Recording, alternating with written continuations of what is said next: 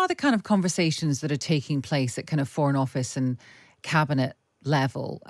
When James Cleverly and people like him say, we have reassurances from Israel that they are going to exercise restraint, that they are going to act in a proportionate way. What does that actually mean? What conversations have been had?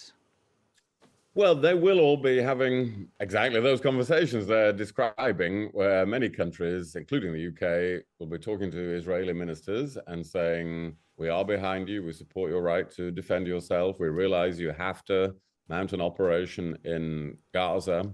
The circumstances have left you really no option but to do that. But there are those 2 million people there who need humanitarian aid pretty quickly. And you have to do your utmost to avoid civilian casualties if you're going to maintain support.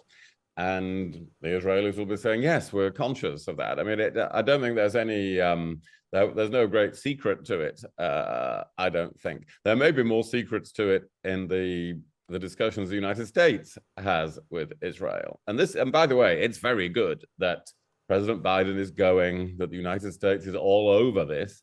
But their support involves 2 large aircraft carriers off the coast. It involves about 2,000 US troops now are going to go to Israel as, not to fight, but as close advisors of the Israelis. So they will be having the conversations about the actual military tactics and technology and timing involved in what is now inevitably going to happen. There's various aspects of things that are happening right now. Obviously, there are civilians within Gaza who are, some of them are staying put because they feel they have to. Some of them are on the move. Some of them are gathering at the Rafah crossing, which we were told might open yesterday, but it never did. And in fact, it seems to have been bombarded for the 4th time this week. What is the situation with how Israel can effectively strike back at Hamas while at the same time trying to keep as many citizens safe as possible? 2,800 Palestinians have died so far since Israel hit back. Well, this is extremely difficult. This is about as difficult a military problem, if you like, or difficult a military operation as we've ever seen in our lifetimes. Because how do you invade a fairly small area with more than 2 million people in it without harming the vast majority of them, while harming those who are actually terrorists and have been trying to attack and destroy your own country, while rescuing a couple of hundred hostages, and while leaving it at the end in some condition that is less of a threat in the future. Now, that is a real Rubik's Cube of a military problem. That's very hard to get right. And that's why many of us have said, don't fall into the trap. Don't do everything Hamas would want you to do. It's really important they think this out every step of the way. And they won't be able to control the Israelis, everything that happens in response to going into Gaza. However, one of the things they can partly control is this opening of the Rafah crossing that you were mentioning. This is a complex negotiation between the Egyptians and the Israelis, going through third parties a lot of the time. Because the Israelis will want to make sure that arms and supplies for Hamas are not going to come through the crossing if it's open. And the Egyptians will want to make sure that large numbers of people are not going to come through and settle in Egypt if it is opened. And so you can see why it's not so straightforward just to open that crossing. But that's where the United States being so heavily involved, and the EU and the UK comes in, because they can talk to all sides and try to facilitate that opening, which needs to happen as soon as possible so some aid can get in there. I want to talk about your column in a second, but just finally on this, on the kind of Rubik's Cube that you talked about there, that faces Israel right now. We are currently talking about 2,800 Palestinians who have died in the current project, that the retaliation that Israel is involved in, and we know that there's more to come. There's potentially going to be a ground invasion. There'll be more military strikes. Is there a number of Palestinian casualties, Palestinian deaths, half of which have been children so far, that makes this unacceptable, William Hague? Well, I think the honest answer to that is no. There isn't a number. There is, I think those who, all of us who support Israel's right to defend itself, do want to see them act in a way that, as we've discussed before, minimizes casualties, allows aid into Gaza, and so on. But what number could you calculate when you look at what happened a week last Saturday, the atrocities that were committed? That what Israel's legitimate objective is to make sure that can't happen again.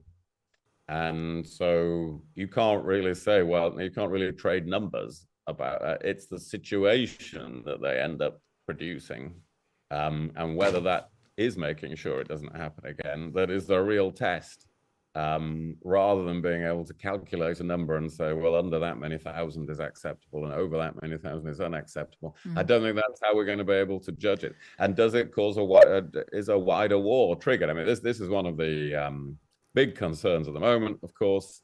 And this does need restraint on both sides, which is where Hezbollah in Lebanon confront the Israeli Defense Forces on the border of Lebanon. Looks like Iran is sending more sophisticated military equipment to Hezbollah. That's why the Israelis are bombing airfields in Syria, or have done several times in the last week, to try to interdict those movements. That's very dangerous. So that's also a big factor in whether people are making the right judgments about the war. Just finally, in your column today in The Times, you say that, the headline is "Fractured Democracies Embolden Their Enemies." And it's very well, it's been much discussed about the difficulties, political difficulties that Israel was going through in the run-up to this latest this terrorist attack. Israeli democracy, you say, has been very nearly torn apart. Benjamin Netanyahu is a prime minister on trial for corruption, while simultaneously seeking to neuter the judiciary. Abandoned by many allies, he's hung on through pacts with far-right figures, religious extremists, intensifying the polarization of Israeli society. What can other democracies learn from this situation, do you think?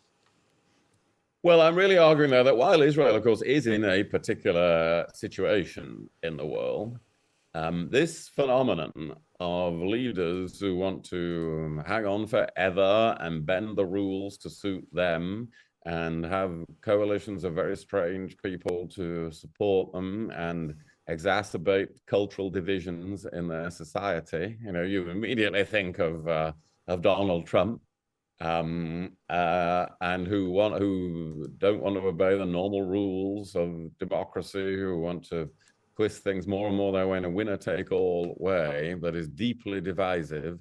This is not confined to Israel. You know, we've seen some of that in Poland, where it looks like in the election that they had on Sunday, there have been enough voters who say, well, okay, we can see that's happening, and now we're going to go to the opposition.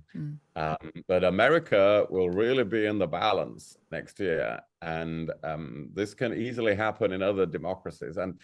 But really, I'm saying that leaders and voters have to understand that sort of behavior fundamentally weakens a democracy. We don't know how much that contributed to the timing of the Hamas attacks. We may never know, but it makes a country a more tempting target when it's such disarray as Israel has been politically over the last year. Finally, William, one of the kind of manifestations of this particular issue and how it's being played out in the United Kingdom is the argument that there has been the criticism over the Wembley Arch not being lit up in the Israeli flag. Some critics saying, well, they did when it was Ukraine, but not for Israel. Apparently, the FA are now reviewing, when this happens and when it doesn't. Do you think that the Wembley Arch should be lit up with the Israeli flag?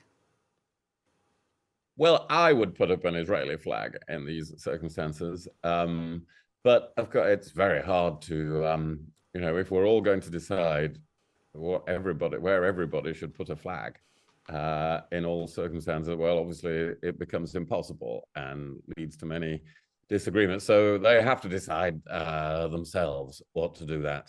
There will never be the same unanimity of support for Israel in the population that there has been over Ukraine. But there is cross-party, as we saw in the House of Commons yesterday, very strong cross-party support for Israel. So I don't think there shouldn't be a problem putting up an Israeli flag, in my view.